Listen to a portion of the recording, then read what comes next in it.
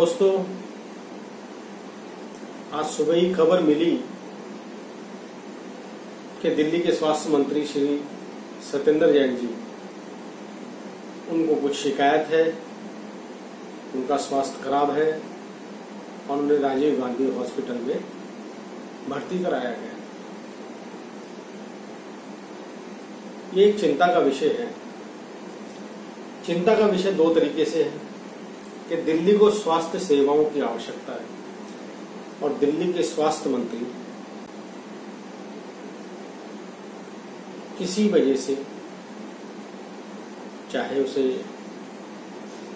Corona से संक्रमित कहें या किसी और वजह से, अस्पताल में भर्ती है। मैं उनका दोस्त होने के नाते ये कहना चाहता हूं कि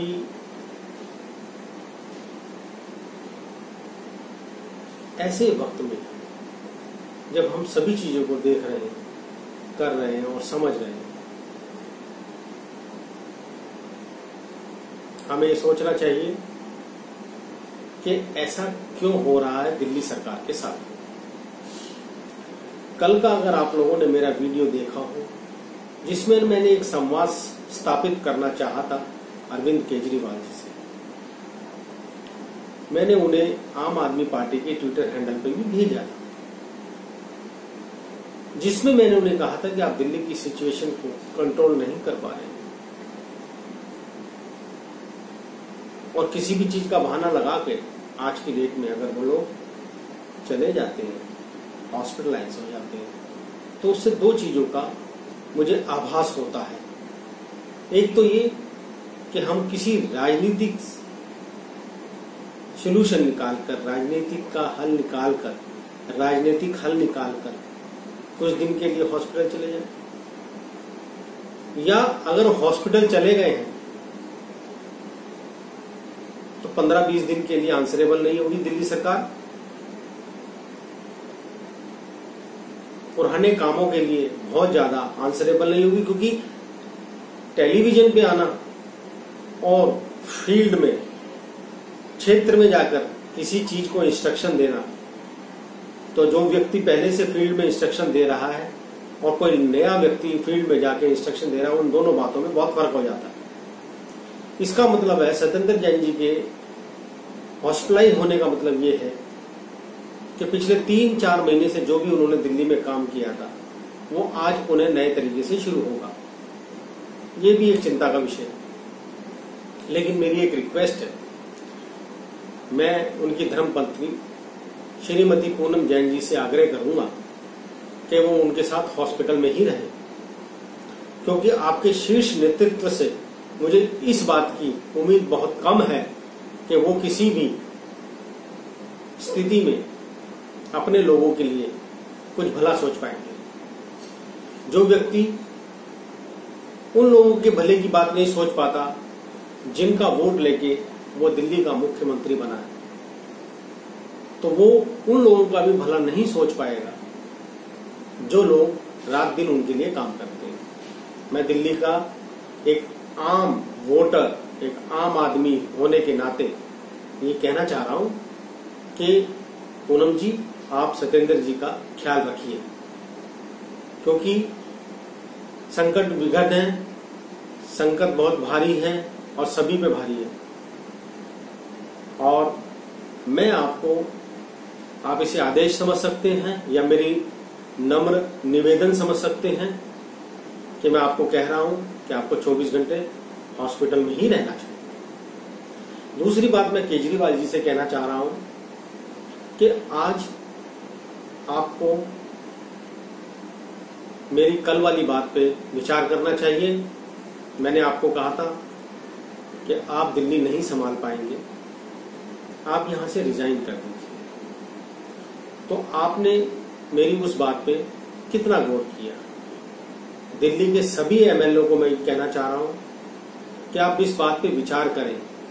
जिस चीज के लिए पार्टी खड़ी हुई थी, आप हर पार्टी से आए थे, आपके अंदर कांग्रेस से आए हुए विधायक भी शामिल हैं, आपकी पार्टी में बीजेपी से आए हुए विधायक भी शामिल हैं, आपकी पार्टी में ऐसे भी बहुत से लोग शामिल हैं जिनको किसी भी पार्टी में स्थान नहीं मिला था।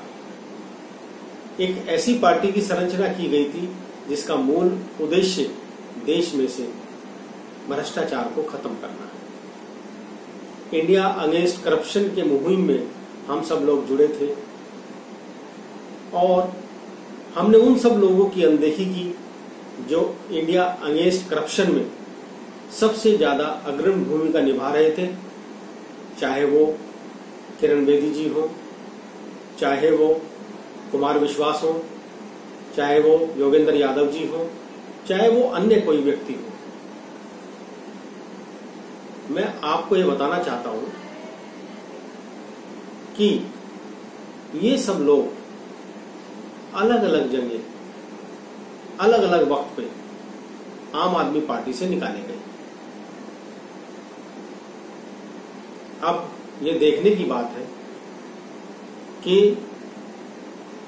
अब हम उन्हीं लोगों को आगे और पीछे करते रहेंगे सिर्फ वक्त की राजनीति के लिए, जिन लोगों ने हमें पिछले 4 साल चलाया है।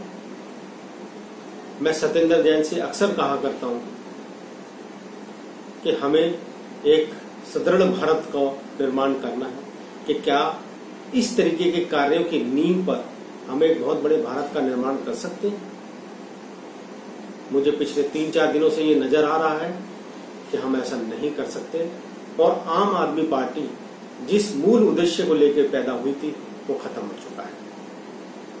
आज मेरी बात को पुनः विचार करने की आवश्यकता है।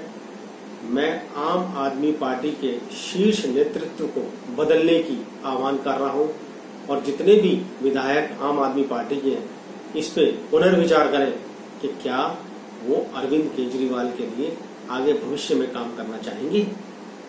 क्या वो अरविंद केजरीवाल को आगे भविष्य में समर्थन देने के इच्छा रखते हैं। अगर नहीं रखते तो ये सही वक्त है कि आप बुराई से अपना पक्ष हटा लें। कोई जरूरी नहीं है, कोई जरूरी बिल्कुल भी नहीं है कि बुराई के साथ जिया जाए।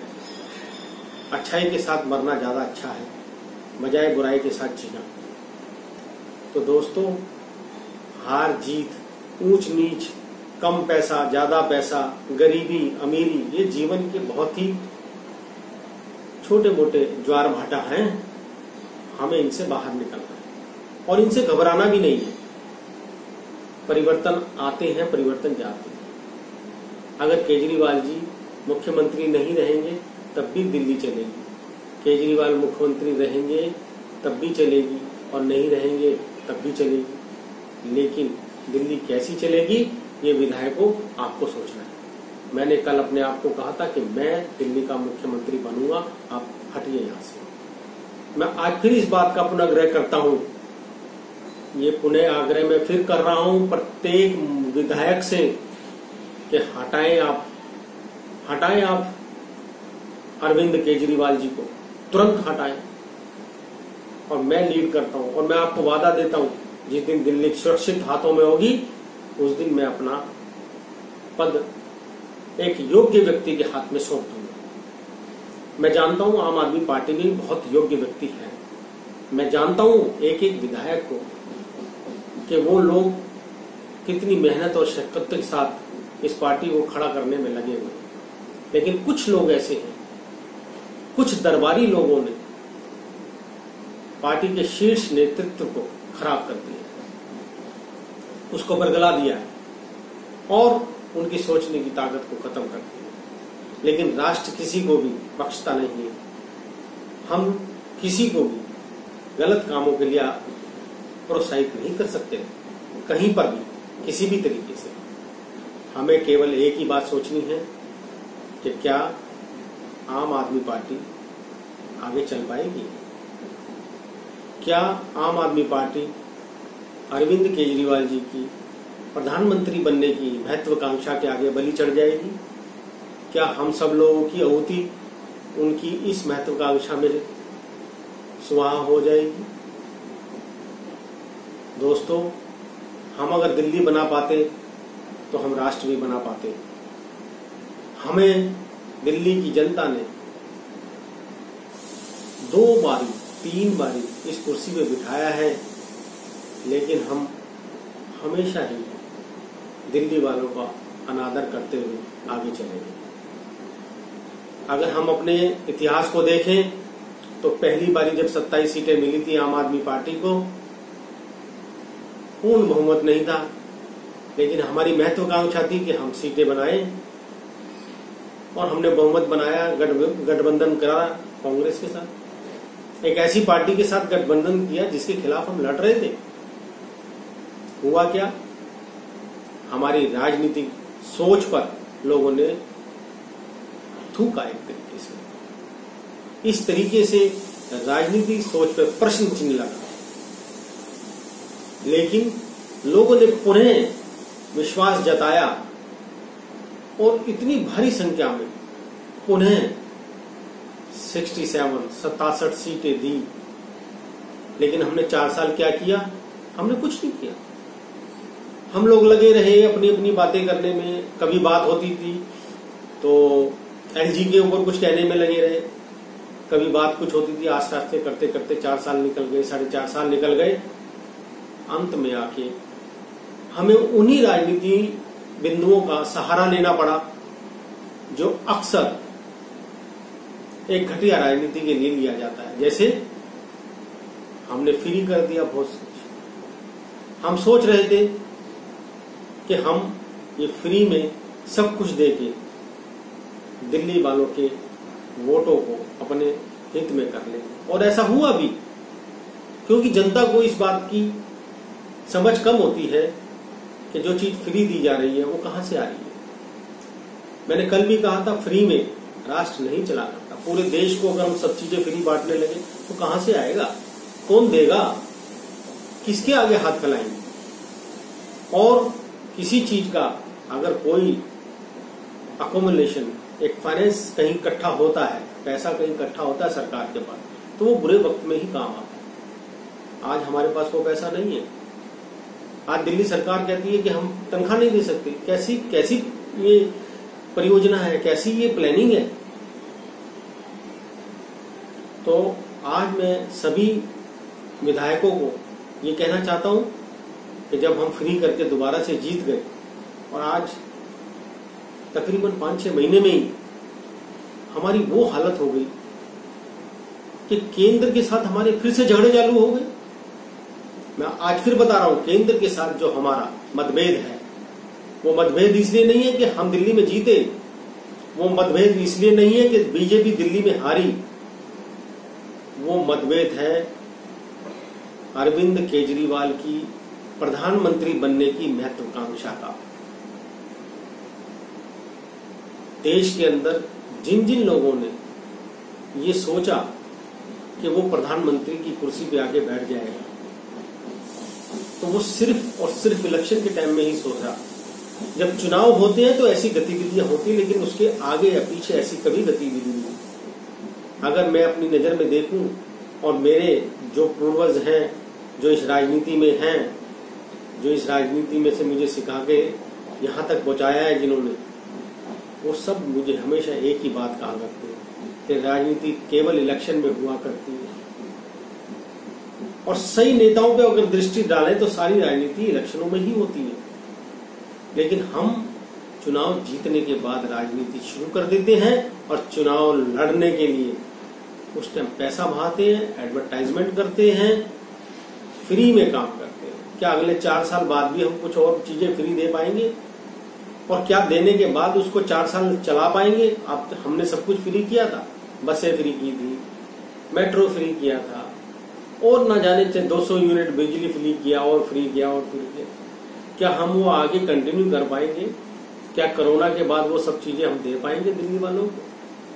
अगर नहीं दे पाते तो हमारी प्लानिंग कहीं ना कहीं इस डिजास्टर मैनेजमेंट को नजरअंदाज करके बनाई गई।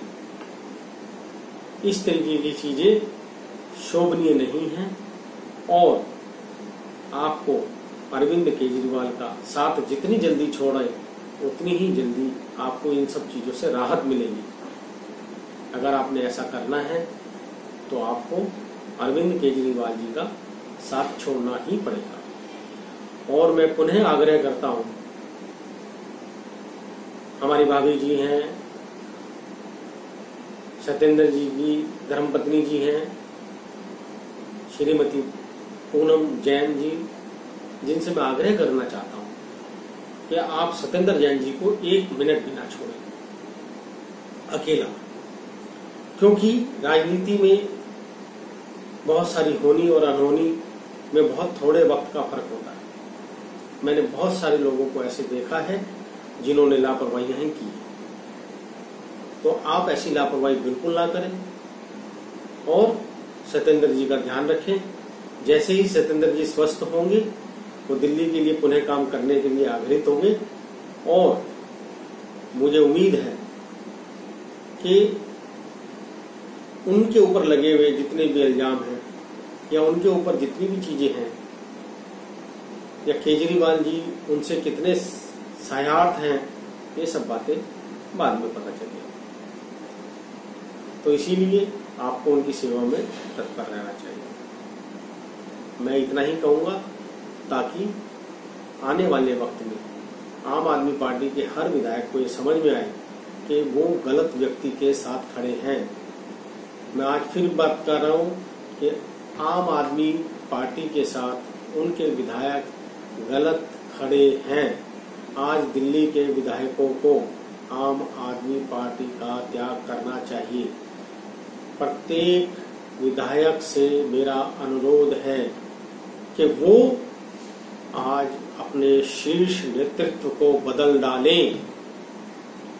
आज मेरा ये आग्रह है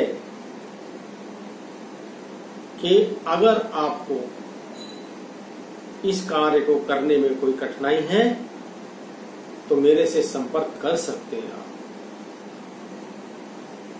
क्योंकि मैं शीर्ष नेतृत्व को बदलने के लिए पूर्णतः कटिबद्ध हूं, क्योंकि मैं भी एक आम आदमी पार्टी का मेंबर भी हूं और समय समय पे आम आदमी पार्टी के लिए काम करने वाला एक आदमी भी हूं।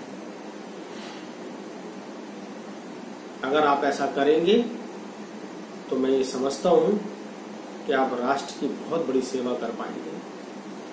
एक व्यक्ति के बारे में हम विचार से चर्चा रोज करते रहेंगे, अनवरत करते रहेंगे, लेकिन उससे पहले सत्येंद्र जैन जी का ठीक होना अनिवार्य है। केवल इतना कहना चाहता हूं कि पूनम जी आप उनके साथ रहें। धन्यवाद।